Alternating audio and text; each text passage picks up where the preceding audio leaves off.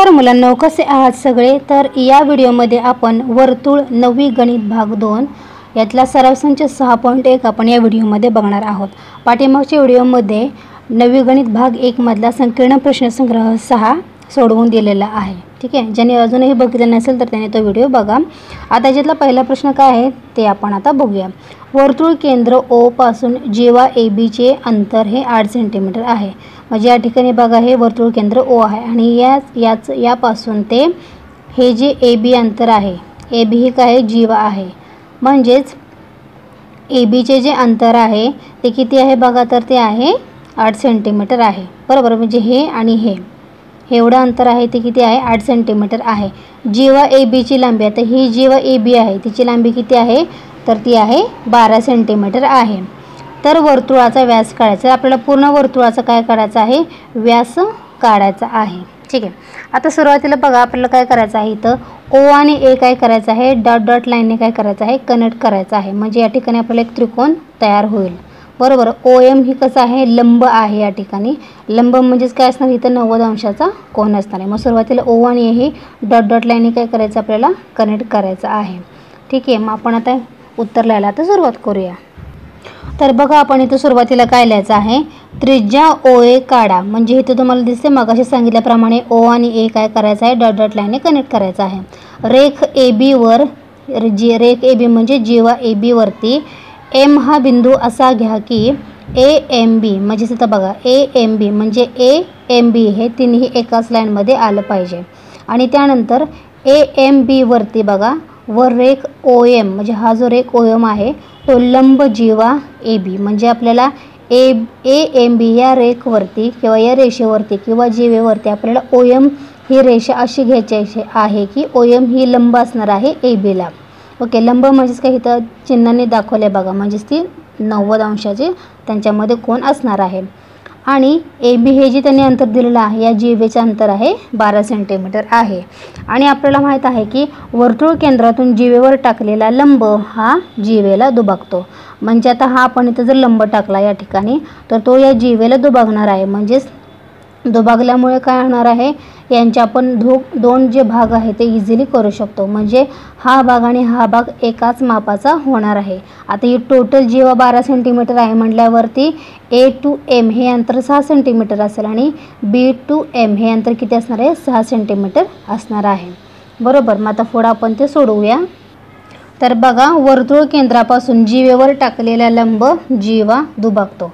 मग त्याच्यामुळे बघा आपण इथं काय लिहिणार आहे, आणि म्हणून AM हे जे अंतर आहे तेवढंच अंतर काय असणार आहे, BM असणार आहे। म्हणजेच किती असणार आहे, तर ते असणार आहे 6 सेंटीमीटर। मी तुम्हाला आता आकृतीमध्ये दाखवलेलं आहे। AM हे जे अंतर असणार आहे तेवढंच BM अंतर असणार आहे। म्हणजेच किती आहे, तर ते हे 6 सेंटीमीटर आणि हे 6 सेंटीमीटर। ओके, मग आता या ठिकाणी तुम्ही बघू शकता बघा, आता OM किती दिलेलं आहे बघा, OM जे आहे या ठिकाणी ते किती आहे, 8 सेंटीमीटर आहे। मग ते सुद्धा लिहूया, व OM बरोबर किती आहे, तर ते आहे 8 सेंटीमीटर आहे। ओके, म्हणजेच आता आपल्याला आता इथे लंब असल्यामुळे हा काटकोन त्रिकोण आहे। व त्याच्यामुळे त्रिकोण OMA या काटकोन त्रिकोणामध्ये आपण काय करूया, पायथागोरसचं प्रमेय वापरूया। म्हणजेच त्रिकोण OAM या काटकोन त्रिकोणात पायथागोरसच्या प्रमेयानुसार, आता पायथागोरसचं प्रमेय कसं करायचं बघा, तर OA वर्ग म्हणजे इथं हा जो आहे तो कर्ण वर्ग आहे। म्हणजेच कर्ण वर्ग म्हणजेच OA वर्ग बरोबर आणि त्या दोन बाजूंचा वर्ग, पहिली बाजू आहे OM त्याचा वर्ग आणि अधिक दुसरी बाजू आहे AM याचा वर्ग। आता इथं OM आहे 8 सेंटीमीटर, AM आहे 6 सेंटीमीटर, म्हणजे आपल्याला कर्ण OA जो आहे तो आपल्याला काढायचा आहे। मग इथं आपण तसं लिहूया। तर सुरुवातीला काय होईल बघा, इथं OA चा वर्ग म्हणजेच कर्ण वर्ग बरोबर, नंतर पुढं काय आहे बघा OM चा वर्ग अधिक दुसरी बाजू कोणती आहे, AM चा वर्ग। आता OA चा वर्ग आपल्याला माहीत नाही, आपण आहे तसंच ठेवूया। OM किती आहे, 8 आहे, म्हणजेच इथं 8 चा वर्ग, AM आहे 6 चा वर्ग। म्हणजेच इथं बघा 8 चा वर्ग किती असतो, 64 आणि 6 चा वर्ग असतो 36। 64 आणि 36 किती होतात, 100 होतात। म्हणजेच इथं OA वर्ग आपल्याला किती मिळाला, तर 100 मिळाला। बरोबर, आता आपण काय करूया, दोन्ही बाजूंचे वर्गमूळ काढून घेऊया। आणि 10चा वर्गमूळ किती आहे, 100चा वर्गमूळ असतं 10। इथं तुम्ही लिहायचं आहे, कारण दोन्ही बाजूंची वर्गमूळे काढू. दोन्ही बाजूंची वर्गमुळे घेऊन.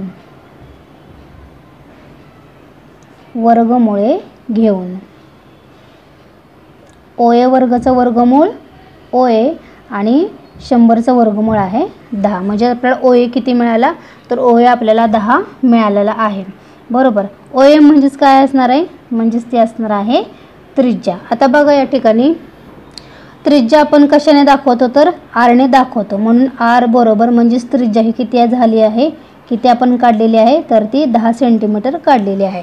इथं आपण माप लिहूया म्हणजे तुम्हाला कळेल. OA किती आलेला आहे बघा तर ते 10 सेंटीमीटर आलेलं आहे. बरोबर.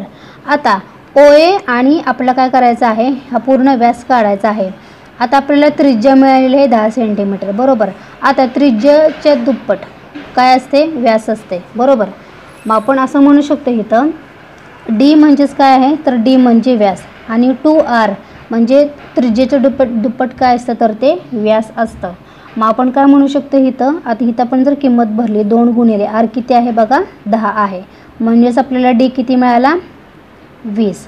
ओके. 20 सेंटीमीटर इथं असं त्याचं एककसुद्धा लिहायचं आहे. म्हणजे आपल्याला व्यास किती मिळालेला आहे, म्हणून वर्तुळाचा व्यास किती आलेला आहे बघा तर 20 सेंटीमीटर आहे. आणि आपल्याला हेच विचारलेलं होतं. वर्तुळाचा व्यास जो आहे 20 सेंटीमीटर आहे. ओके. आता इथं कारण लिहायचं राहिलं बघा आपल्याला. तर कारण तुम्ही लिहायचं आहे व्यासाची लांबी ही त्रिज्येच्या दुप्पट असते. तर कारण लिहायचं आहे व्यासाची लांबी त्रिज्येच्या दुप्पट असते. एकदा का आपण त्रिज्या काढली तर त्याची दुप्पट आपण काढू शकतो. म्हणजेच ती काय असते, त्याचा व्यास असते. ओके. अशा पद्धतीने आपल्याला हा प्रश्न सोडवायचा होता. आता दुसरा प्रश्न काय आहे ते सुद्धा आपण लगेचच बघूयात. दुसरा प्रश्न काय आहे बघा. एका वर्तुळाचा व्यास 26 सेंटीमीटर, जीवेची लांबी 24 सेंटीमीटर आहे तर त्या जीवेचे केंद्रापासूनचे अंतर काढा. आता अशा पद्धतीचे ती आपल्याला काय त्यांनी डायग्राम सांगितलेला आहे. ओके. आता ही जी जीवा त्यांनी दिलेली आहे. बरोबर. आता त्यांनी काय सांगितलं आहे, वर्तुळाचा पूर्ण व्यास जो आहे तो 26 सेंटीमीटर आहे आणि जीवेची लांबी ही किती आहे 24 सेंटीमीटर. तर PQ काय आहे, जीवा आहे त्याची लांबी आहे 24 सेंटीमीटर. पूर्ण व्यास जो आहे तो आहे 26 सेंटीमीटर. तर त्या जीवेचा केंद्रापासूनचे जे अंतर आहे म्हणजे थोडक्यात आपल्याला हे जे OM अंतर आहे ते आपल्याला OM अंतर काय करायचं आहे, काढायचं आहे. ओके. OM अंतर आपल्याला फक्त काढायचं आहे. ओके. मग आता आपण काय करूया, उत्तराला सुरुवात करूया. सुरुवातीला काय लिहायचं बघा तर बघा सुरुवातीला आपल्याला काय लिहायचं आहे, समजा O हे वर्तुळ केंद्र असलेल्या या ठिकाणी O हे काय आहे वर्तुळ केंद्र आहे. तर हे वर्तुळ केंद्र असलेल्या वर्तुळात रेख PQ, आता ही रेख PQ ही काय आहे तर ती जीवा आहे आणि रेख OM हे जे आहे तर रेख OM हे जीवा व केंद्र यांमधील अंतर आहे. म्हणजे केंद्र आणि जीवा यांना जोडणारी ही काय एक रेषा आहे आणि PQ हे अंतर किती आहे तर ते 24 सेंटीमीटर आहे. आणि आपल्याला माहित आहे की केंद्रातून जीवेवर टाकलेला लंब म्हणजे केंद्रातून जीवेवर टाकलेला लंब हा काय करतो तर तो जीवेला दुभागत असतो. म्हणजेच आता PM हे अंतर किती होईल बघा. आता हे जर टोटल अंतर किती आहे बघा, टोटल अंतर आहे 24 सेंटीमीटर. बरोबर. मग काय करू शकतो आपण, हे 24 सेंटीमीटर आहे म्हटल्यावर तर हे 12 येणार आणि हे सुद्धा 12 येणार. बरोबर. 12 आणि 12 काय होतं 24 होतात. आपण काय करूया आता, हे आपल्याला त्यांनी आपल्याला जीवेचे केंद्रापासूनचे अंतर विचारलेलं आहे. मग आपण काय करूया पुढे ते आता सॉल्व करूया. म्हणजेच बघा आता PM हे जे अंतर आहे ते कसं असणार आहे, ते PQच्या निम्म असणार आहे. बरोबर. PM हे अंतर पूर्ण PQच्या कसं असणार आहे तर ते निम्म असणार आहे. आणि म्हणून इथं आपण म्हणू शकतो PM बरोबर 1/2 गुणिले PQ. PM हे अंतर PQच्या कसं आहे निम्म आहे. मग आता बघा PQ म्हणजेच आपल्याला जीवा माहीत आहे किती दिली आहे त्यांनी तर ती 24 दिलेली आहे. म्हणजेच 24/2 किती होतं तर ते 12 सेंटीमीटर होतात. म्हणजेच 12. मग PM किती आलं तर ते 12 आलेलं आहे. ठीक आहे. आता व्यास त्यांनी किती दिलेला आहे, व्यास त्यांनी आपल्याला 26 सेंटीमीटर दिलेला आहे. व्यास जो आहे तो 26 सेंटीमीटर आहे. बरोबर. आता त्रिज्या कशी असते तर त्रिज्या ही व्यासाच्या निम्मी असते. आपल्याला माहिती आहे त्रिज्या कशी असते व्यासाच्या निम्मी असते आणि व्यास जो आहे तो त्रिज्येच्या दुप्पट असतो. मग आपण या ठिकाणी काय करणार आहोत, तर मी इथं या ठिकाणी तर शेजारीच लिहिते इथे बघा, त्रिज्या बरोबर व्यास छेद 2, व्यास छेद 2. आता आपल्याला व्यास माहित आहे किती आहे, तर तो 26 आहे. मग 26 भागिले आपण काय करणार आहोत, 2 करणार आहोत. बरोबर, म्हणजेच किती आलं बघा, 26 भागिले 2 म्हणजेच किती आले इथं 13. म्हणजेच आपल्याला त्रिज्या किती मिळाली आहे बघा, तर त्रिज्या आपल्याला ही 13 सेंटीमीटर मिळालेली आहे. ठीक आहे, त्रिज्या 13 सेंटीमीटर म्हणजेच काय इथं बघू शकता तुम्ही, इथं OP हे जे अंतर किती आपल्याला मिळालं आहे, तर ते 13 सेंटीमीटर मिळालेलं आहे. त्यानंतर PM हे अंतर आपण काढलेलं आहे, ते किती मिळालेलं आहे आपल्याला, ते 12 सेंटीमीटर मिळालेलं आहे. ओके, आता आपल्याला हे O आणि M हे अंतर काढायचं आहे. हा एक त्रिकोण झाला, इथे लंब आहे म्हणजे हा एक काटकोन त्रिकोण झाला. म्हणजे आता या त्रिकोणामध्ये आपण काय करू शकतो, तर पायथागोरसचं प्रमेय वापरू शकतो. म्हणजेच कोणता त्रिकोण झाला, तर त्रिकोण OMP या काटकोन त्रिकोणामध्ये आपण काय करूया, पायथागोरसचं प्रमेय वापरूया. तर बघा, त्रिकोण OMP या काटकोन त्रिकोणात पायथागोरसच्या प्रमेयानुसार, म्हणजेच बघा इथं काय येईल, OP वर्ग बरोबर OM वर्ग अधिक PM वर्ग. आता आपल्याला काय करायचं आहे बघा, आपल्याला कोणती बाजू माहीत नाही, तर आपल्याला OM माहीत नाही. बरोबर, आता ह्या दोन बाजू आपल्याला माहीत आहे, त्यांच्या किमती आपण इथं पुटअप करूया. आता OP किती काढला आहे बघा आपण, तर तो 13 काढलेला आहे. म्हणजे ते 13चा वर्ग बरोबर OM जे आहे ते आपण आहे तसंच ठेवूया. PM किती काढला आहे आपण, तर तो 12 काढला आहे. म्हणजे इथं 12चा वर्ग होईल. आता इथं बघा 13चा वर्ग असतो 169 है ना. त्यानंतर पुढं OM जे आहे ते आहे तसंच आपण लिहूया, OM वर्ग. 12चा वर्ग किती असतो, तर तो असतो 139. बरं, आता आपण काय करूया, हे जे 144 अधिक आहेत पलीकडे गेले की ते वजा होतील. म्हणजेच 169 वजा 144 आणि जे OM वर्ग आहे ते आहे तसंच इथं राहील. ओके, आता यांची वजाबाकी किती येते, तर यांची वजाबाकी येते 25 बरोबर OM वर्ग. आता आपण काय करूया, दोन्ही बाजूंचे वर्गमुळे घेऊया. इथं कारण लिहायचं आहे, दोन्ही बाजूंची वर्गमुळे घेऊन, दोन्ही बाजूंची वर्गमुळे घेऊन. ठीक आहे, मग आता बघा OMचं वर्गमूळ काय होईल, OM होईल आणि 25चं वर्गमूळ काय आहे, तर 5 आहे. म्हणजेच आपल्याला OM किती मिळाला बघा, तर तो 5 मिळालेला आहे. ठीक आहे, म्हणजेच आपण म्हणू शकतो ते जीवेचे केंद्रापासूनचे अंतर किती आहे, 5 सेंटीमीटर आहे. शेवटी इथं उत्तर लिहायचं, जीवेचे केंद्रापासूनचे अंतर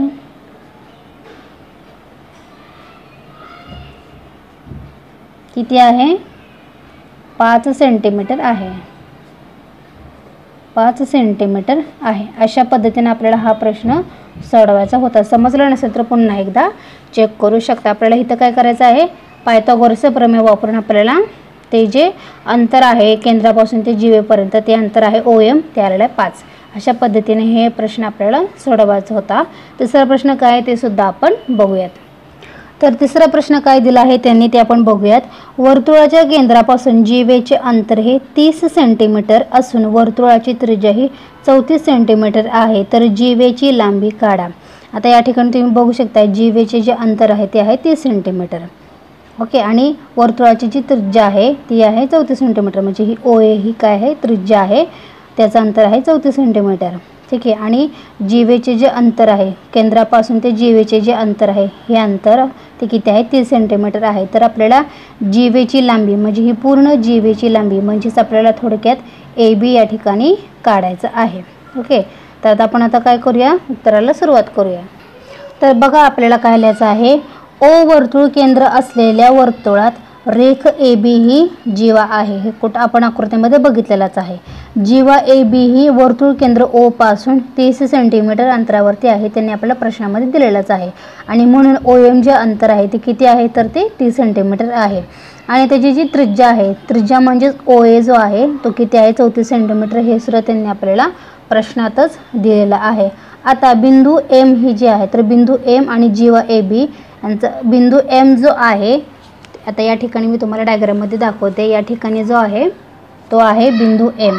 आता या ठिकाणी M हा काय आहे, तर ABचा काय आहे, तर तो मध्यबिंदू आहे. आणि OM हे जे अंतर आहे किंवा आपण म्हणू शकतो OM हे या जीवेला कसं आहे तर ते मध्य लंब आहे। या ठिकाणी आपण बघू शकतो 90 अंशाचा या ठिकाणी लंब असं चिन्ह आहे, म्हणजेच OM लंब AB आहे। OM लंब AB आहे असे आपण म्हणू शकतो। आणि वर्तुळाचा केंद्र म्हणजेच O व जीवेवरचा मध्य यांना जोडणारा रेषाखंड म्हणजे OM हा काय करतो, जीवेस हा नेहमी लंब असतो हे आपल्याला माहित आहे। मग त्या पद्धतीने आपण पुढे लिहू शकतो। आता कोण OMA जो आहे OMA तिथं 90 चिन्ह 90चं कोण असल्यामुळे म्हणजे ते आपल्याला काटकोनाचे चिन्ह दिसते, म्हणजे सका असणारा किती असणार आहे तर तो 90 अंशाचा कोण असणार आहे। म्हणून आपण म्हणू शकतो कोण OMA हे किती असणार आहे तर ते 90 अंशाचा असणार आहे। आणि म्हणून OMA हा काय झाला, एक काटकोन त्रिकोण झाला। आणि याच्यामध्ये आपण काय करू शकतो तर पायथागोरसचं प्रमेय वापरू शकतो। रेख OM लंब जीवा AB आणि वर्तुळाचा केंद्र व जीवेचा मध्य यांना जोडणारा रेषाखंड हा जीवेस लंब असतो।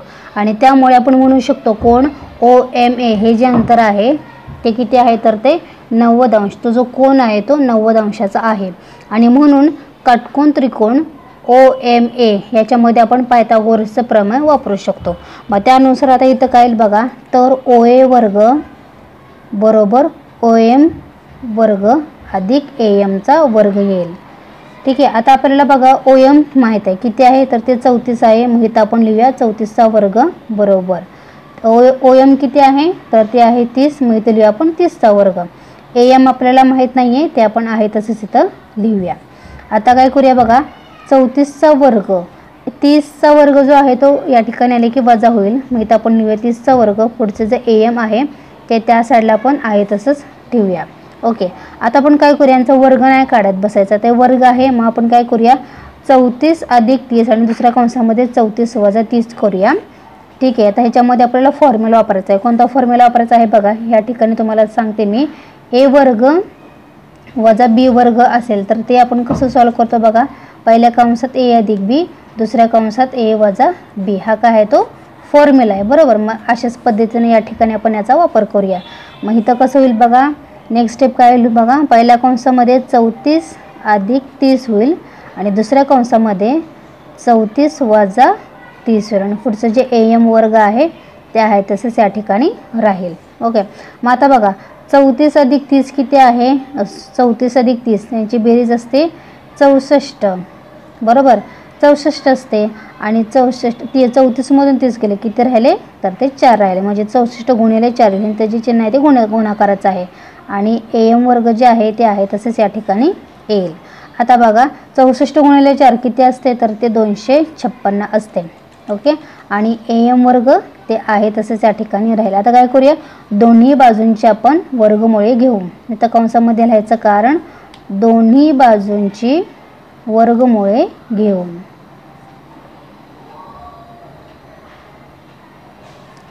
ओके, आता आपण काय करूया, मग आता बघा 256चं वर्गमूळ काय आहे तर ते आहे 16। ओके, आणि AM वर्गाचा वर्गमूळ आहे AM, म्हणजेच आपल्याला AM किती मिळाला तर ते 16 मिळालेला आहे बरोबर। मग आता AB म्हणजेच काय असते, AB म्हणजे काय झालं, AB म्हणजे ते झाली आपली, आता या आकृतीमध्ये बघा AM किती आलेला आहे बघा 16 आलेला आहे ना। आणि AM हे जे अंतर आहे ते ABच्या कसं आहे निम्म आहे असे आपण म्हणू शकतो, किंवा आपण असं सुद्धा म्हणू शकतो AB हे जे अंतर आहे ते कसं आहे 2 टाइम्स AM, म्हणजेच 2 AM म्हणजेच काय आहे तर ते AB आहे बरोबर। म्हणजे AM अधिक AM असं म्हटलं तरी सुद्धा चालेल, 2 AM म्हणजेच काय झालं पूर्ण AB आहे असं सुद्धा आपण म्हणू शकतो। मग आपण आता उत्तरामध्ये काय लिहिणार आहे बघा, तर AB बरोबर, म्हणून AB म्हणजेच काय आहे तर ते 2 AM आहे असे आपण म्हणू शकतो। ओके, मग आता याचं कारण काय द्यायचं तर केंद्रातून जीवेवर टाकलेला लंब जीवा हा दुभागतो, यानुसार याचा आपण त्या ठिकाणी वापर केला। केंद्रातून जीवेवर टाकलेला लंब जीवा दुभागतो बरोबर। मग त्यानुसार आपण काय लिहिलं, AB म्हणजेच काय आहे तर 2 गुणिले AM आहे। आता या ठिकाणी 2 AM किती आहे बघा 16 आहे, म्हणजेच इथं आपल्याला AB किती मिळाला, तर AB आपल्याला 16 दुनी 32 सेंटीमीटर मिळालेला आहे। म्हणजेच आपण असं म्हणू शकतो की जीवेची लांबी किती आहे 32 सेंटीमीटर आहे। जीवेची लांबी 32 सेंटीमीटर आहे, असं शेवटी उत्तर आपल्याला लिहायचं आहे। ठीक आहे, तर या व्हिडिओमध्ये आपण पहिले 3 प्रश्न बघितलेले आहेत, राहिलेले 3 प्रश्न आपण नेक्स्ट व्हिडिओमध्ये कंटिन्यू करणार आहोत। काय डाऊट असेल तर मला कमेंट करून नक्की सांगा आणि आपल्या आदिराज क्लासेसला अजून ज्यांनी सबस्क्राइब केलं नसेल त्यांनी प्लीज आपल्या चॅनलला सबस्क्राइब करायला विसरू नका। Till then take care, bye bye.